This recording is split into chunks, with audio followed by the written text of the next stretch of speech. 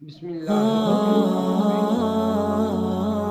سوال پوچھا گیا، کیا فرماتے ہیں کہ آج کل کے دور میں رشوت کی وبا عام ہو چکی ہے اور ہر شعبے کے اندر اور کوئی بھی شعبہ اس رشوت والے گناہ سے پاک نہیں ہے۔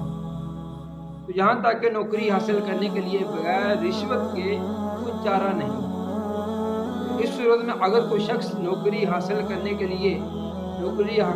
کی غرض سے رشوت بامر مجبوری دیتا ہے، کیا اس کا رشوت دینا جائز ہے کہ نہیں؟ فرماتے ہیں علماء کرام اس حوالے سے تو ظلم سے بچنے کے لیے اگر رشوت دے تو رشوت دینے والا گناہگار نہیں ہے۔ اسی طرح اپنا حق حاصل کرنے کے لیے رشوت دینا پڑتی ہے تو بھی رشوت دینے والا گناہگار نہیں، مگر لینے والا گناہگار ہے۔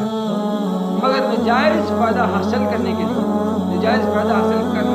اور دوسرے کا حق مارنے کے لیے رشوت دینا حرام ہے۔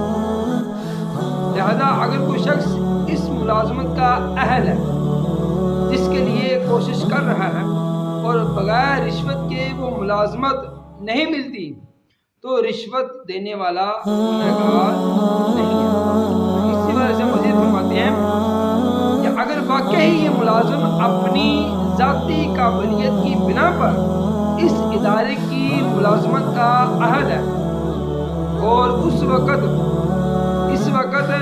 ان سے زیادہ کوئی قابل نہ تھا، اس کے باوجود ان کو اس ادارے کی ملازمت بغیر جدی حاصل نہیں ہو رہی تو ان کا جدے کر ملازمت حاصل کرنا درست اور ان کی تنخواہ بھی جائز ہو۔